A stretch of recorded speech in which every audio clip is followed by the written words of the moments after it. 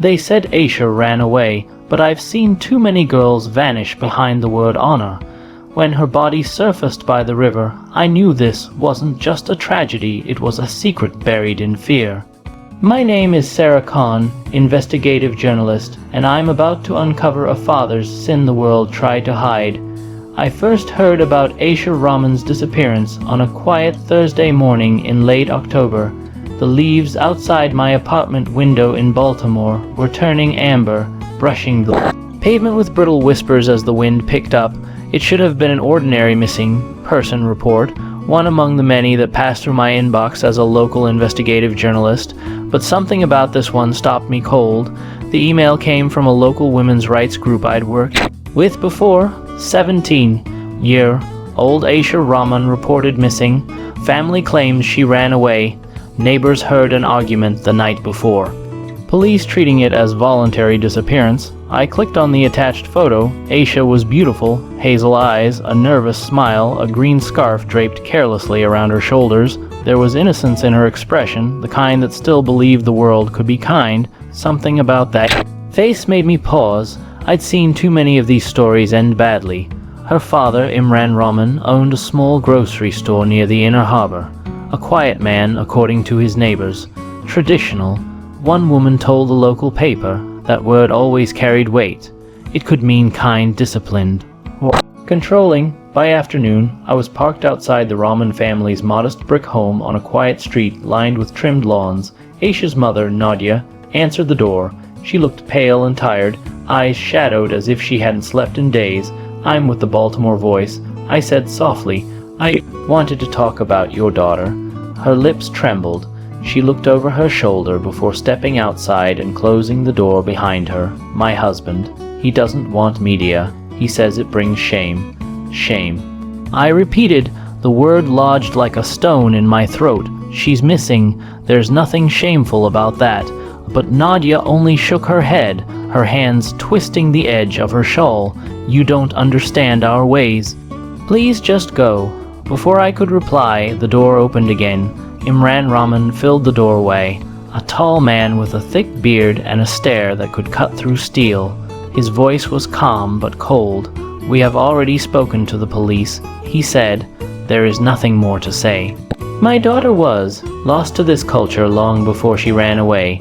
Lost? I asked. In what way? He smiled without warmth. She was becoming too American, disrespectful. She forgot who she was.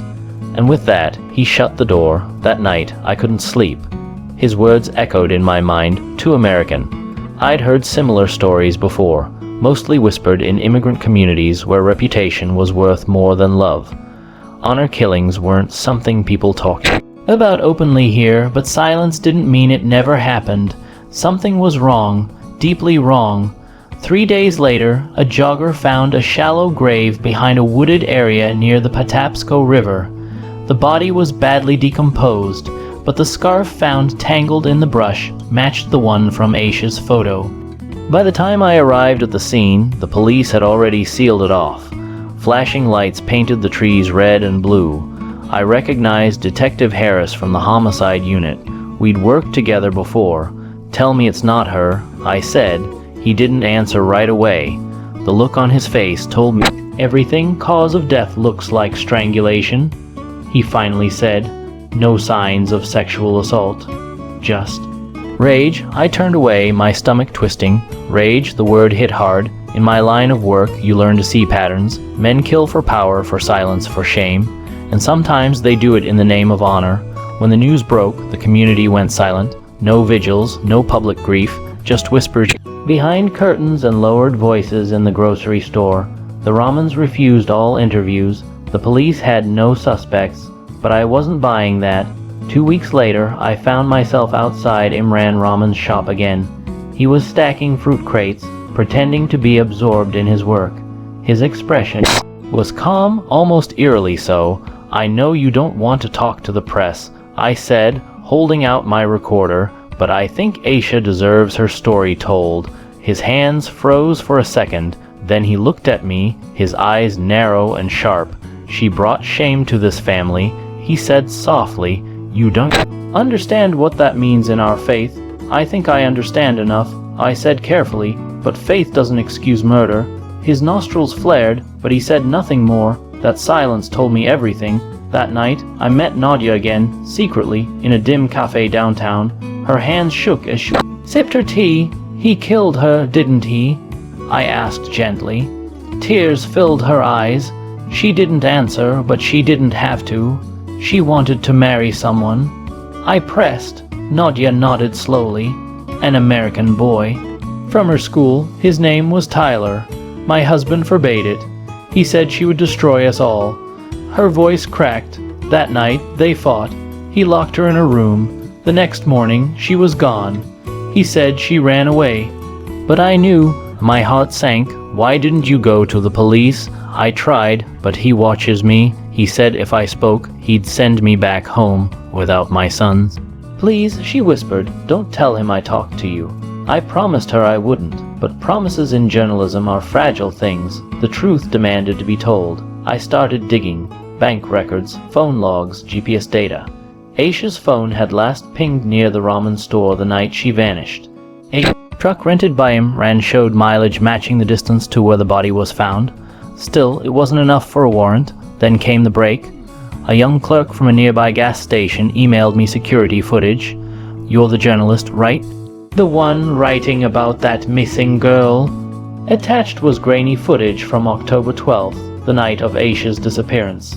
It showed a white pickup truck pulling in around midnight. Imran stepped out, his face caught clearly in the light. The passenger door opened briefly, a glimpse of fabric, green like the scarf. He bought bleach and garbage bags. I took the footage straight to Detective Harris. He leaned back in his chair, rubbing his chin. This is big, he said, but it's circumstantial. It's enough to question him. I said, you owe her that much. He sighed. You're not officially involved in this case. You know that. I'm not asking for permission, Detective. I'm asking for justice. He studied me for a long moment before nodding. Fine. We'll bring him in. That night, as I drove home, my phone buzzed. A message from an unknown number. You should stop digging, MS Khan. Some stories aren't yours to tell. My hands tightened on the steering wheel. I knew exactly who had sent it. The interrogation room was small, sterile, and silent. I watched through the observation window as Detective Harris faced Imran across the table. Aisha's photo lay between them like a ghost that refused to rest. Imran looked calm, even dignified. He denied everything, claiming Aisha had shamed their family by disobeying. He said he'd only try to discipline her, that she'd run away in anger. The evidence, the truck rental, the bleach. He brushed off as coincidence, but then Nadia walked in. She'd agreed, trembling, to testify. Her voice shook as she spoke. He told me she had to pay for dishonoring us. She said, tears streaking her cheeks. He said death was better than shame. Imran's mask cracked, his jaw clenched, eyes burning with fury. You betray your own family, he hissed, after everything I've done. But Harris leaned forward. So you did kill her? The room fell silent. For a long moment, Imran said nothing. Then, quietly, he whispered, she left me no choice. That single line was enough. The confession sealed his fate. The trial that followed drew national attention. Some defended him, calling it a cultural misunderstanding. Others saw it for what it was, murder disguised as morality. I sat through every session, my notebook filling with every word, every tear, every silence. When the verdict came, guilty of first-degree murder, I felt something shift inside me. Relief, yes, but also sorrow. There were no winners in a story like this, only survivors. Nadia stood outside the courthouse, her sons beside her. She looked exhausted but free. Thank you, she said softly, for giving her a voice. I smiled faintly. She gave herself one. I just made sure people listened. That night I filed my story, Blood Beneath the Silence, the story of Aisha Rahman. It went viral within hours. Across the country, people were talking about honor, control, and the silent war within immigrant families struggling between two worlds. But I couldn't celebrate. I kept thinking of Aisha, the way her eyes had held both fear and hope, the way she might have dreamed of college, love, freedom. all stolen because one man's pride mattered more than his daughter's life. As I left my office late that night, I passed by the waterfront where the city lights shimmered against the dark water. The wind carried the faint scent of autumn and salt. I whispered to the empty air, "You're free now, Aisha. They can't silence you anymore." And in that silence, I swore to keep digging for every voice buried beneath the weight of tradition, fear, or shame, because truth, once unearthed, never dies. Please like and subscribe. Thanks for watching.